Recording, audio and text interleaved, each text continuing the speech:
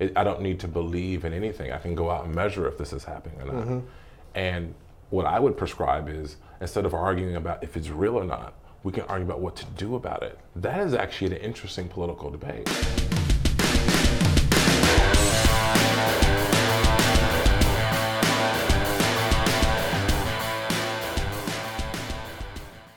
First episode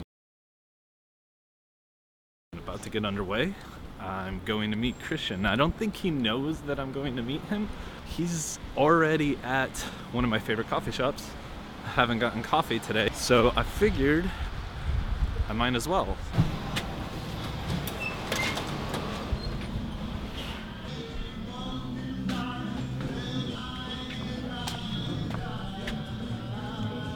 What you looking at? How's it going? Good, how are you doing? Good.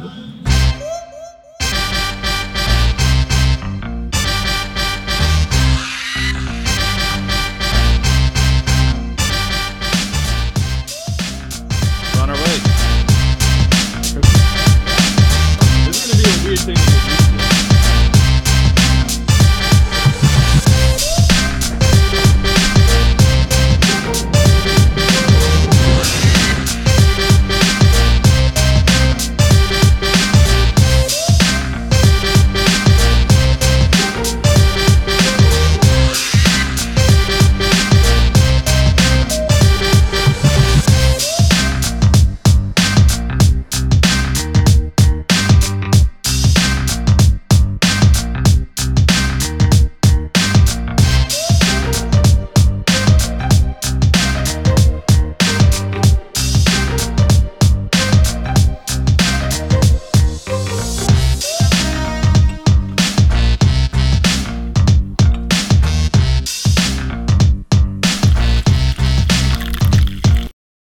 Your camera's that camera, your camera's that camera. This is a wide that'll be operating. This is always on, so you can always talk to the GoPro. That's what we got. That's it? Cool. That's what we got. All right. So, How you doing? I'm great, how are you? Doing well. Thanks Good. for coming. I'm happy to be here. Why don't you introduce yourself? I'm Garry Cooper, and I am the CEO and co-founder of a startup in Chicago called Rheaply. I am a visiting scholar at Northwestern University, Department of Physiology at Feinberg School of Medicine. And I'm a friend of the sciences. I'm Kristian Aloma. Yes. I am the founder of a different startup called Threadline, which isn't directly related to the science, but I am also a friend of the sciences. I'm also, and the way we met, Yes. the fond memories, of course, is through the March for Science here in Chicago. Which was amazing. Absolutely amazing. And So you killed it. you killed it, my friend. Oh, it was intense. Well, let's talk science. Sure. And I wanna ask you first about your earliest memory of science. A moment for you that stands out when you were like, science, this is what science is. So I'm laughing because I'm just remembering my experiment. I was part of a science fair. Okay. And the question that I was interested in is, how do plants get food? And I assumed all the food was the water that you water plants with. And so my mother helped me. And what we basically did is we fed plants, the same plant, in different locations with water. So we would put some in the soil, we would spray some on the leaves, some on the tops, some with no water. Okay. And we just over several weeks observed what happened with that. And I remember that was a really cool experience of asking a question, doing different things in a very structured way, and then getting some type of conclusion. So when you were in that moment, and you're going through this experiment, you're spraying, you're watering, Yes. you're not watering. Yes.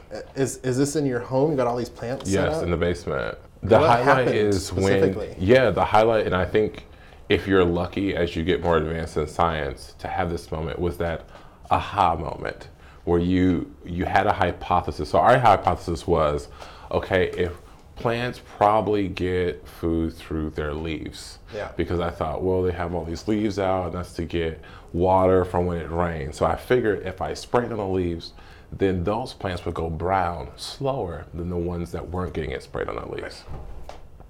And so then, you do this for a couple of weeks, and then you realize, no, I was very wrong. That is really the cool thing about science is you have a question, no matter who you are, you have a question, it seems to be unanswered, and you go about some way of trying to figure out what the answer might be. Okay, so you had that aha moment. How did that feel? It felt like I owned something, because during the science fair, when people come up, they ask you questions, and you tell a story that is genuine. Sure. You do the experiments, you had the questions, talk about how you collected the data, what conclusions you are making from the data. So it's like a personal story, but it's really something that's a scientific process. Yeah. And I like the idea of owning something that no one knew it better than me. When did you sort of seriously decide to lean into science? It wasn't until my last year of college where I started thinking more seriously about, what if I just helped make medicines? Yeah. What inspired that thought? I know I like science, and I've made a huge investment in this already. And so then I took a year off, and I worked in the chemistry department at my alma mater, Indiana University. And during that time, I ran the organic chemistry teaching labs, where I interacted with graduate student assistants a lot. Sure. And I started talking to these graduate students, like, what do you do? What do you do? And it, in some ways, kind of reminded me back to the plant thing. They all had their own little projects. Yeah. Right, and they all owned it. They all knew everything about it. It was their little thing, and I liked that idea. What about those graduate students and their experiments seem so appealing? I like the idea of kind of independent working, but also ownership up into a branch of thought. But they're contributing to a body of work that's going to live beyond them. Yeah. And I wanted to look for an area of science that was somewhat underserved or novel or new. Yeah. And one of the things I started looking at was that the brain, how we thought about how people remember or learn, recall, all those things were really open questions. Sure. And so, although I had no credentials in neuroscience, I started looking into it, and next thing I know, I'm going to a neuroscience PhD program. Yeah. That was, I think, probably what drew me to science as well, is not on the neuroscience side, Right. but on just the questions of the mind and Yes. consciousness. Very And interesting. That's what drew me in. And so it's interesting to hear such similar questions Yeah. sort of And drawing you and in. what I didn't know, now that I know a little bit better, is that the reason we are, especially for the brain, is that we really needed technology to help us. So the next 50 years of neuroscience research is going to blow out the water. Oh, yeah. Versus the last 50. So Yeah. it's actually a really exciting time to be a neuroscientist. Now, you brought up two things that I thought were really interesting, and one has been from both the plant story and your experience in the chemistry lab, this sense of ownership over knowledge, of being the one who knew it the most, you knew that story. And then the other side of it, you talked about the fact that there was also this sense of community of knowledge and that you're contributing to something bigger than all of that. Right. Tell me about that ownership. Like, why did it feel so important to you, or feel maybe so rewarding to you to feel like you own some knowledge? Yeah. As a kid who you don't grow up, seeing lots of doctors in the area that I came from, or Sure. lawyers, or there aren't lots of heroes and sheroes to be around. You like when you've done something well and you can explain it better than anyone. You're the one who owns that, and you can stand by that. As well as the great thing about being in science is you are doing something novel. By definition of publication, you're adding to something that wasn't known or wasn't well known. And I think that was just kind of very empowering.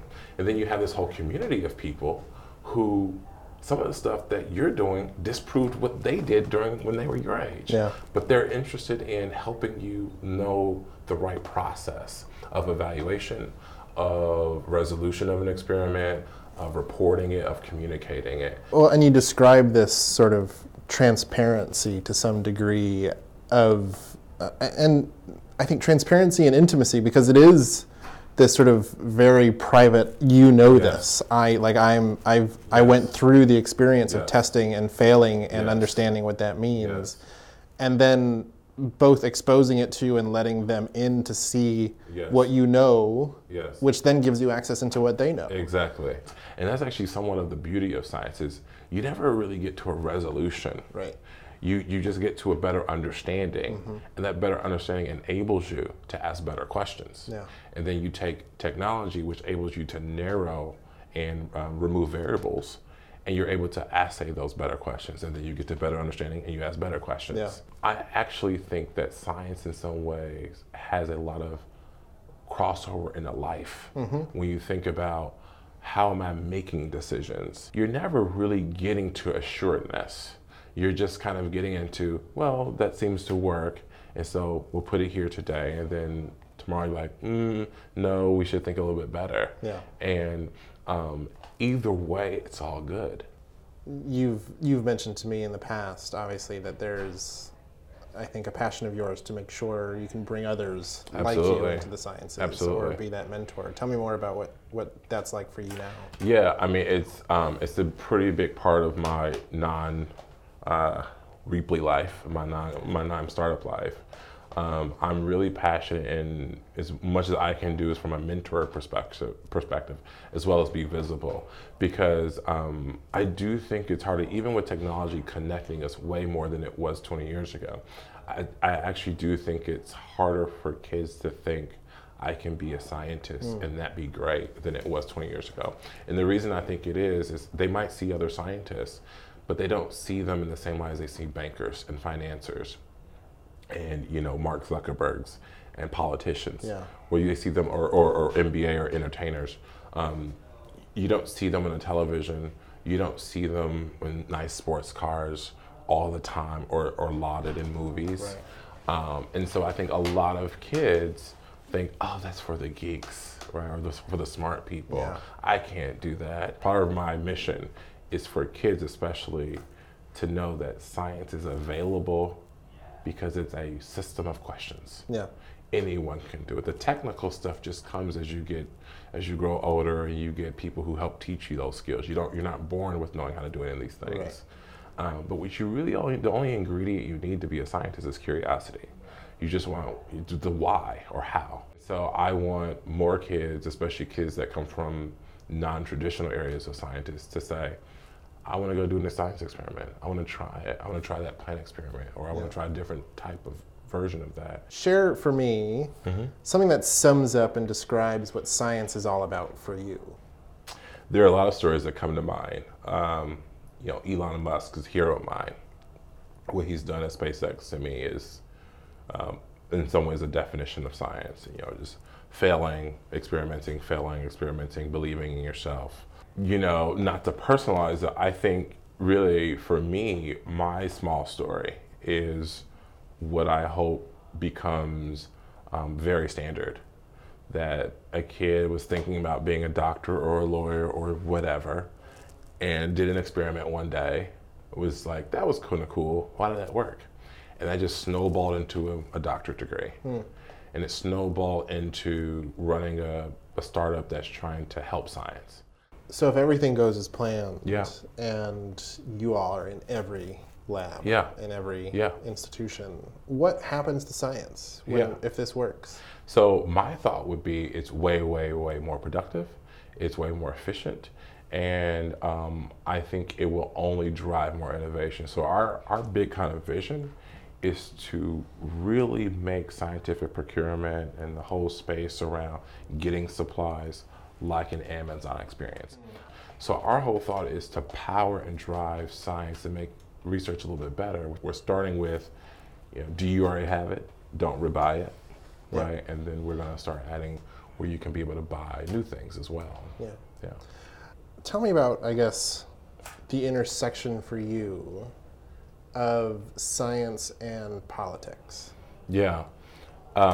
Boy, I just had a reaction because there's so much of it. I'll say this, at least in America, which I know best, the government is the biggest funder of basic science research by far, and that's a great thing, because the only thing that fuels innovation, which is the bedrock of our current economy and will be forever, is basic understanding of things.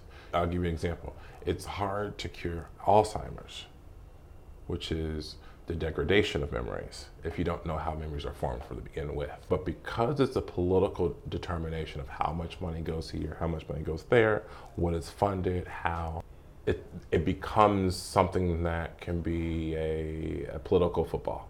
And it really shouldn't be. I've advocated that we should fix the scientific or the R&D budget of the federal government with inflation.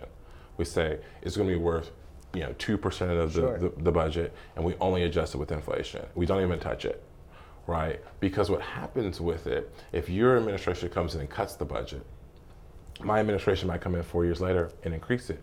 But it's not like that actually solved the problem, because there's no predictability. Because the other thing with science is it is a enduring long process. Yeah. It could take you 10, 15 years to get to an answer to something. And you have to be able to plan how you're going to be to fund the research and the people doing the research over that period of time. I just think we should separate, just like the same way we do with the non-discretionary part of the budget, like Medicare and Social Security. I think we should put science over in its own corner and say this is important because the health of our country is important and the economy is important. And the only way that we improve health and we keep improving the economy is continued, predictable, basic science research funding. Now, what do you think is the barrier to others realizing how important it is? Because I think you and I would agree it's important. But there are still administrations come and go, and each one will affect the budget in one way or the other and not do that. And even many in society, don't recognize its importance. Right. What do you think causes that? Why aren't they seeing the importance? And this is one of the things I tried to highlight in my speech at March for Science, Chicago last year, and I think it's very dangerous, which is people who have no data, who've done no experiments, and who in themselves are not qualified scientists will reject the data and experience from qualified scientists. They pick certain things that they think are political football in science, but really those things are just facts or not. Yeah. And is this happening or not? That's observable, that's measurable. I don't need to believe in anything. I can go out and measure if this is happening or not. And what I would prescribe is, instead of arguing about if it's real or not, we can argue about what to do about it. That is actually an interesting political debate, but it shouldn't be up for debate if something is 1 degree up or 1 degree down, unless you're a person measuring it, right? And so I think what happens is science can go down, it can be dragged down this path by certain actors who besmirch it because they have some type of political agenda that has no basis in fact, it has no basis in observation. It's to some political end. And my thought has always been, you can still have that political end, just don't talk about the facts. Say, I understand that, I think we should still do this. I think what you describe, it's interesting because it sort of is this tension that science creates for itself, where you say you go to a conference or you publish the paper, and the idea is you put it out there for them to say, here's what I think is wrong with it, here's a hole in it, here's where there's weakness, here's where I think it doesn't make sense, which within the scientific community it's done with the effort of strengthening the science, right, or strengthening the knowledge, versus it feels like it may open up the invitation to say anybody come, and if there's something you don't like about it, it's wrong. To your point, a part of scientific finding is for it to be tested. Can I repeat what you publish? Can I repeat it without you being in the room? That's actually a very big test of if something is true or not in the scientific world. That's much different than I'm reading it as a layman, like maybe you're studying astrophysics, which I know little about, and I look at your paper and I say, that doesn't make some sense to me. Well, that's just my own ignorance. That doesn't mean that it's wrong. The idea of having data that's observable, that might be repeatable, that's not owned to you, you can pass your methodology to someone else and they can go reproduce it. And for that to be the bedrock of how do we start to make policy prescriptions, that makes sense to me. And I think it should make sense to anyone. What's one thing that anyone could do right now in support, promotion, to help science? I think one thing that people could do is continue to ask the question, why and how? No matter if you're a kid, no matter if you're an adult, no matter if you're a politician or a scientist or a doctor or a lawyer, is when someone asks you or someone tells you something, it's like, why is that true? How is that true? Do you have any data? That's one thing, Yeah. because it starts to ingrain a scientific kind of mindset in the people. What about organizations? What's something that our organizations, public Yes. institutions, or Yes. what's something that they can do to support science? It's just stand up, speak up a little bit more.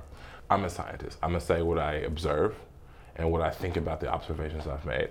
There too, I think people leading those types of organizations should speak their mind. No, this isn't right. Yeah. That's not right. And I have data to show you it's not right. If you have data to rebut that, let's look at it. Let's debate about it. Let's think about it. And so that's one thing I would say. If you're running a foundation, if you're running a nonprofit, if you're running a university or a department in a medical school, you write an op-ed, get on a podcast, write to your senator, write to your congressman, get on a radio show, and rebut that with actual facts. Thanks Of course. for chatting. Of course, man. Thanks of course. for coming. Thanks for doing Thanks this. for having me. Yeah, this is fun. Cool. I learned a lot. That's a wrap.